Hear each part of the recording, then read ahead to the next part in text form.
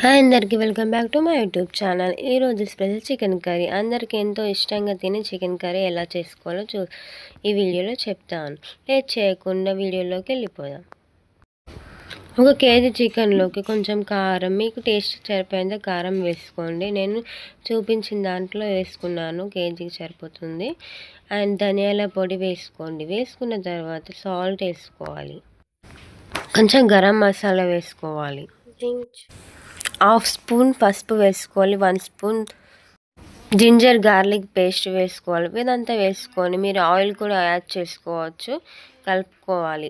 కలుపుకొని పక్కకు పెట్టుకోవాలి. మీకు లెమన్ కూడా వేసుకోవచ్చు. లెమన్ అనేది ఆప్షనల్ అండి. మీకు లెమన్ జ్యూస్ ఇష్టం లేకపోతే స్కిప్ చేయవచ్చు అండి. అది స్టవ్ ఆన్ చేసుకొని గంజి పెట్టుకోవాలి. గంజిలో ఆయిల్ వేసుకోవాలి. ఆయిల్ వేసుకొని హీట్ అయ్యాక 3 నుంచి 4 పచ్చిమిరపకాయలు కట్ చేసుకోవాలి. అవి కట్ చేసుకున్నాయి అందులో వేసుకోవాలి. తర్వాత ఒక ఆనియన్ కట్ చేసుకుని అందులో వేసుకోవాలి. అందులో వేసుకున్న తర్వాత కొంచెం పసుపు, కొంచెం అల్లం వెల్లుల్లి పేస్ట్ వేసుకొని ఫ్రై అవనివ్వాలి. ఫ్రై అయ్యాక మనం కలిపి పక్కకు పెట్టుకున్న చికెన్ వేసుకొని కలుపుకోవాలి.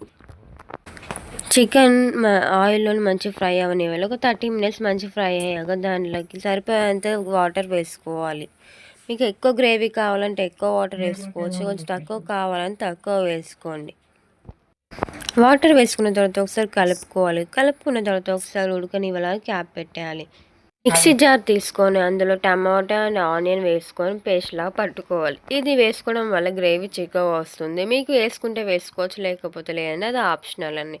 అది వేసుకున్న తర్వాత ఒక 5 to 10 మినిట్స్ ఉడికిన తర్వాత కొత్తిమీర వేసుకొని దించుకుంటే ఎమ్మి టేస్టీ చికెన్ కర్రీ రెడీ.